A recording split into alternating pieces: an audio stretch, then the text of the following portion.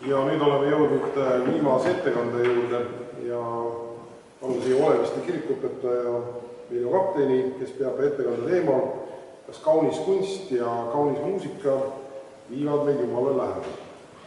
Ja pärast seda ettekannet suundume siis vaevata.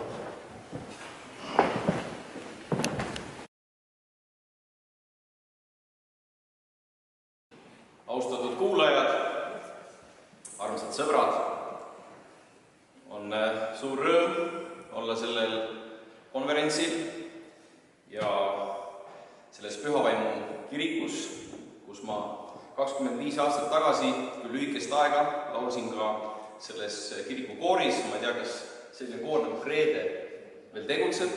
Ja siis oli õpetaja Jaan Kiivit juunior ja laulsime Anti Toplaanega koos bassi. Ja eriline eesõigus on ka see, et see on ka kokkusattumus, et tohin tähistada oma 44. sünnipäeva täna koos teiega.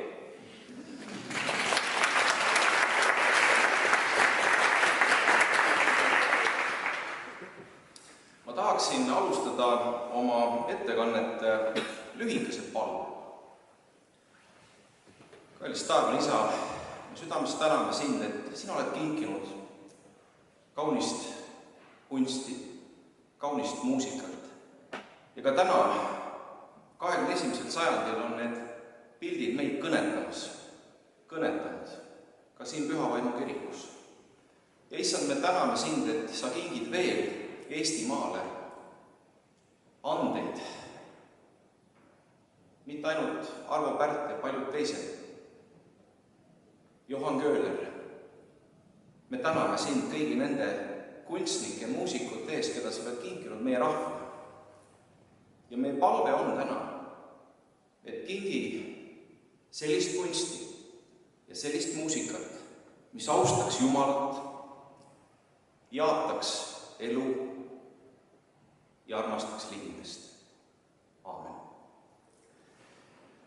Minu ettekande teema on mõnevõrra intrigeeriv ja kui ma oleksin keskaja filosoof Petrus Abelardus, ma vastaksin siket non, jah ja ei, aga ma ei ole Petrus Abelardus, ma olen Viljo Kaptein ja minu vastus on, et kaunis kunst ja kaunis muusika viivad meid küll Jumalale lähemale, kui mitte iseenesest. Kui see nii oleks, siis oleksid kõik, kes imetlevad Arvo Pärdi teoseid või kuulevad Bachi erinevaid teoseid või Hendeli halleluujat, nad oleksid ammuilma kristlased. Nad ammuilma usuksid Jumalat. Kui see nii oleks, et kaunis kunst ja kaunis muusika iseenesest viiksid meid Jumala lähemale, siis võiks olla nii, et kes näevad Michelangelo Aadama loomist Sixtuse kabelis, oleksid juba ammu kristlased. Aga kahjuks see nii ei ole. Apostel Paulus ütleb Rooma kirjas 10. peatükis 17. salmis, et usk tuleb kuuldust ja kuuldu Kristuse sõna kaudu. See tähendab seda, et nii muusika kui kunsti puhul osutub oluliseks isegi mitte niivõrd see, millist helikeelt või rütmi või värvi või kunstistiili, on see graafika, maal, õlimaal, akvarell, mis iganes, vaid oluliseks osutub sõnum, mida see heliteos või kunstiteos endas kannab.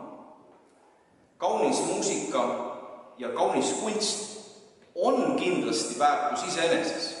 Selles ei kahtle meist keegi, kes me siin oleme. Aga tähtis on sõnum, mida nad kannavad. 1970. aastatel oli mingis mõttes selline revolutsiooniline aeg ka Eesti kirikute, noorte eludes. Tuli Ameerikast selline ansambel nagu Living Sound ja ja kirikutesse toodi trummid, mis oli täiesti selline skandaalne isegi mõneti, sest oldi ju harjutud sellega, et on selline vanamuusika, koraalimuusika, hümnid, mida me laulame, aga noorteteenistustel ja merepuiestel ja Oleviste kirikus hakkasid kõlama trummid. Ja noored muusikud lõid ka rock-oopereid ja noor õpetaja Andres Põder, kes täna ka meie konverentsi avas, kirjutas sõnad rock-ooperile Via Avium, Lindude tee, mille muusika kirjutas Erki Sven Tüür.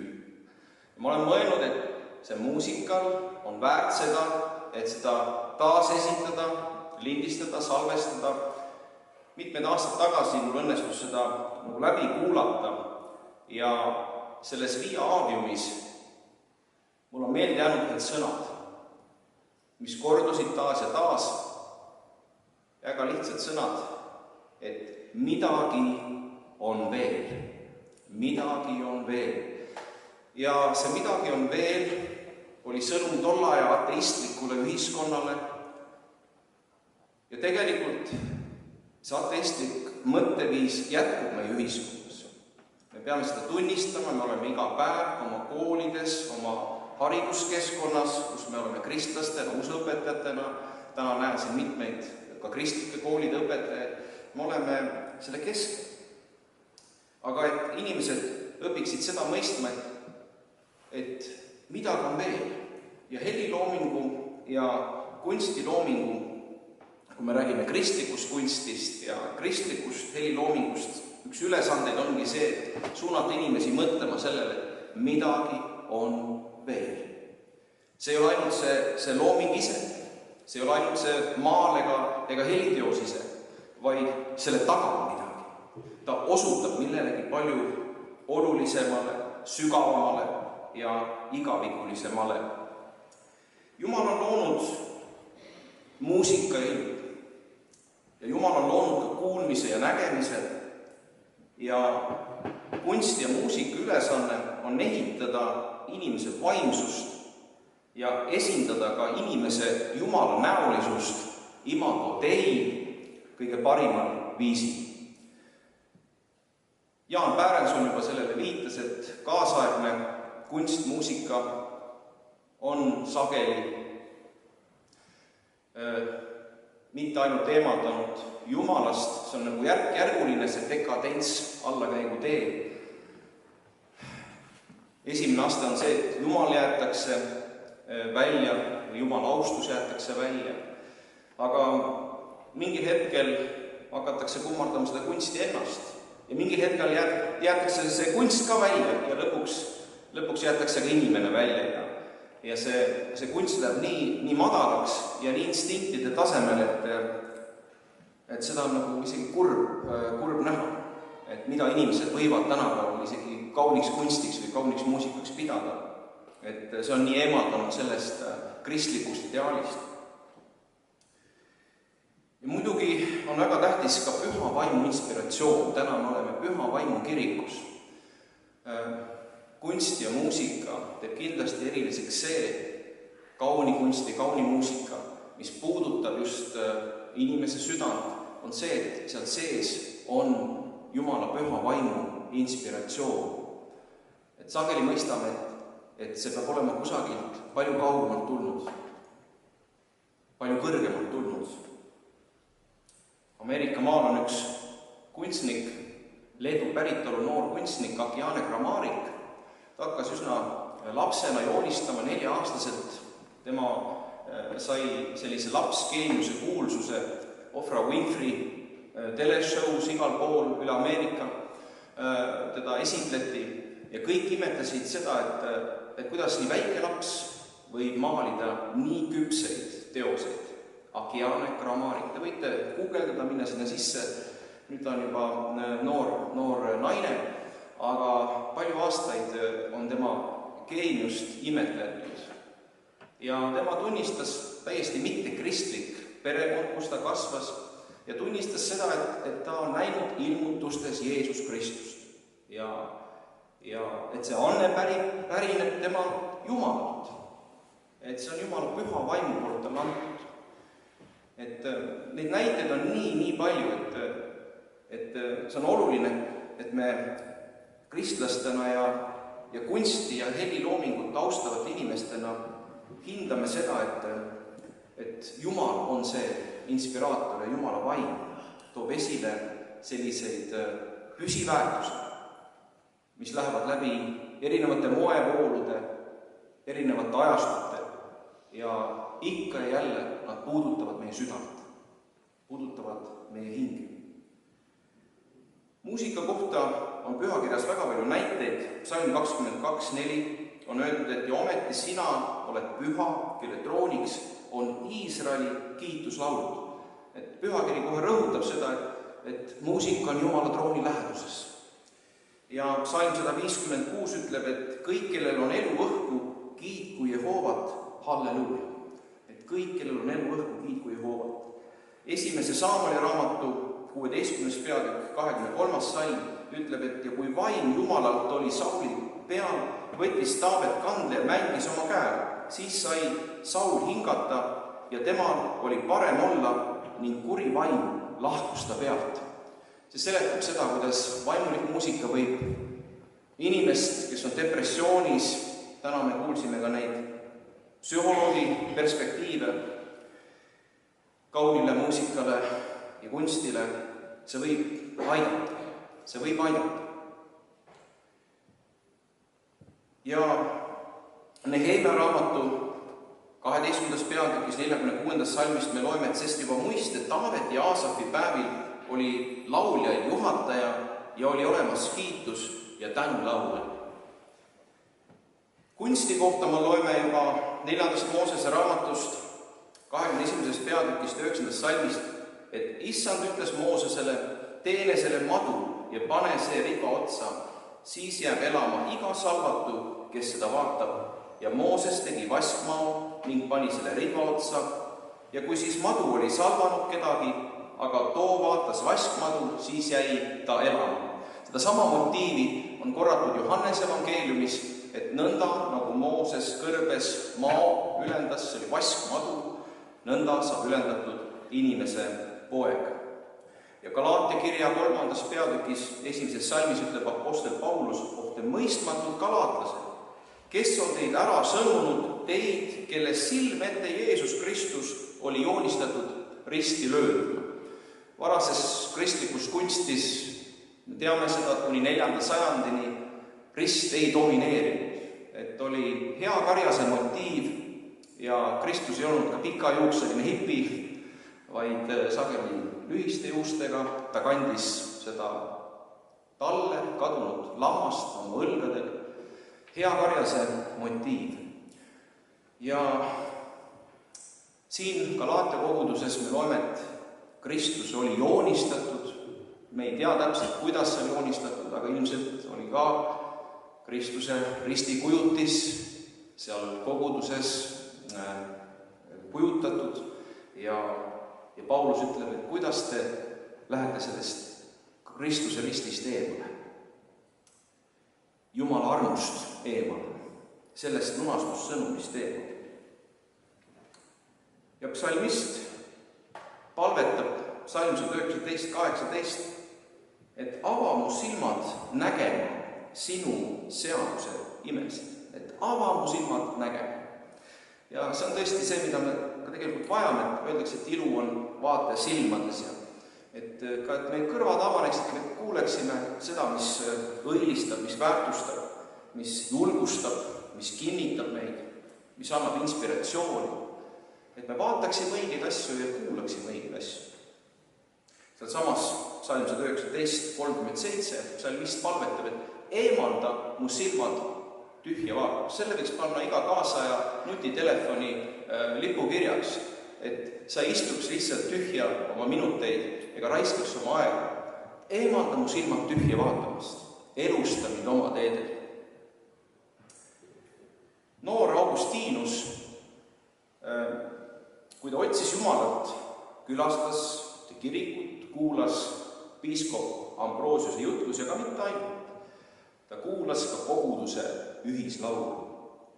ja see on, mis puudutab, muusika äratab usku, see toob meid Jumala lähedusse. Mäletan oma lapsepõlvest, Läänemaal kasvasin, oli Läänemaa praost Gustav Maarand.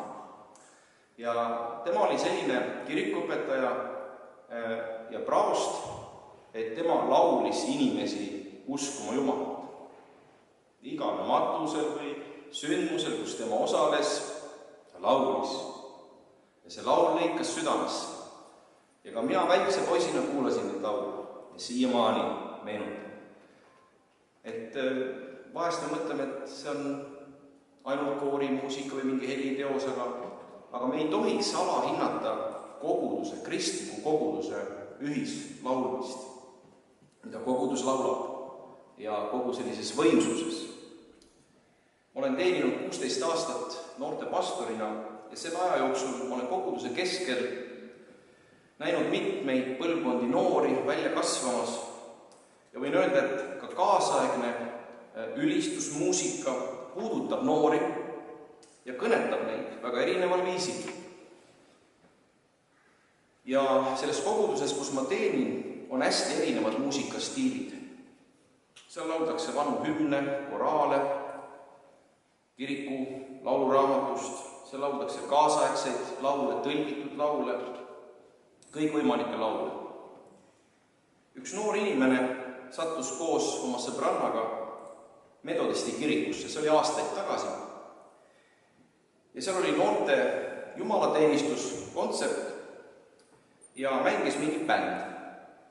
Aga tema jaoks oli see täielik šokk, sest ta oli usukauge, kirikukauge, jumala kauge noor ja sattus lihtsalt sinna selle õhtule ja see oli šokk tema jaoks. Et kuidas on võimalik, et kirikus laultakse nii kaasaegset muusikat? Ja sellel õhtul temast ei saanud küll kristlast, aga see pani teda väga tõsiselt mõtlema ja see lõhkus ära ühe stereotüübi, et nii see pilt, mis oli temal tekkinud kirikust nagu kontserdist, kus kõik on muutumatu ja täiesti sama. Ja mäletan, et noorte alfa kursusele tuli üks noor inimene ja ta alguses mõtles, et siin on mingid usklikud, mingid kristlased, et keeran kohe ringi, lähen siit Maarja kapelist välja. Aga siis ta kuulis seda kristlikku laulu ja muusikat ja ta ei seisatama, ütles, et vaikka ma veel praegu ei lähe, et ma kuulan selle laulu ära. Ja see muutis tema elu. Nii et me peame väga väärtustama muusikat, kaunist muusikat, Jumalat ülistavat, Jumalat kiitvat muusikat. Kunsti juurde. Reformatsioon heitis pildid kirikust välja, pildirüüste ei lahendanud probleemi, sest inimene vajab Jumala otsingutes midagi nähtavat, midagi kujuteldavat, midagi käega katsutavat ja õigusu ikoonitraditsioon on nagu üks aken, mille läbi sa vaatad ajatult. Ja kunstis on nähtud ju ka tegelikult sellist mässumeelsuse väljendust, aga ikonograafias on kõik teised. Ikonograafias me alistume traditsioonile, et midagi on kellegi poolt läbi käidud, on üks ilmutuslik usk issandasse. Ja mind isiklikult on puudutanud Rembrandt van Rijn ja Wilhelm von Kügelgen ja mitmed teised kunstnikud, aga tooksin kokkuvõttena 4 punkti. Esiteks, kristliku hariduse vaatenurgast on oluline õpetada uut põlvkonda hindama vaimulikku kunsti ja muusika rikkalikku pärandit ja avardada võimekust kuulata ja vaadata kristlikku loomingut erinevatest vaatenurkadest. Ja ma tahan siin kinnitada seda, et noored tahavad osaleda, aga neile tuleb anda selleks võimalus. 2016. aastal me olime Toomkooli õpetajate grupiga Wittenbergis ja mulle nii meeldis see, et terve see Wittenbergi peatänav oli tegelikult noorte ja kooliõpilaste poolt pandud pildid reformatsioonist. Ja noored tahavad ennast väljendada, neil tuleb anda selleks võimalus.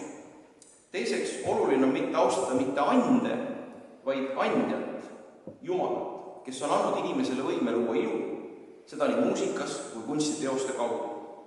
Kolmandaks, meil on väljakutseks, kuidas õpetada ja julgustada uue nutiajastu põlvkonda süvenema. Seda juba Urve Läänemets toonitas oma vestlusringis. Ja süvenema niimoodi, et me ei hüple, pidevalt ühelt teemalt teisele, me ei kiirusta pinnapealselt, vaid me süveneme koos muusikat kuulates, koos kunsti vaadates. Ja nii, et need nutiseadmed pannakse täiesti kõrvale või jäetakse maha. Neljandaks ja viimaseks väljakutseks meil, kes me oleme kristliku haridusega seotud, on see, et vaimulik ühistegevus, on see ühislaul, on see ühine palve, on see ühine piibli lugemine, selle väärtus kasvab ja väärtustada seda, mida enam individualistlikumaks ühiskond muutub. Kaunis muusika ja kaunis kunst viivad meid Jumalale lähemale, kui selles on evangeeliumi sõnum Jeesusest Kristusest, kes kutsub igat inimest. Ja ma lõpetan Jeesuse sõnadega apostel Johannesele, kui ütleb niimoodi, et sellepärast, et sa näed, siis sa usud. Aga õndsad on need, kes ei näe, aga siiski usuvad. Tänan tähelepanu eest.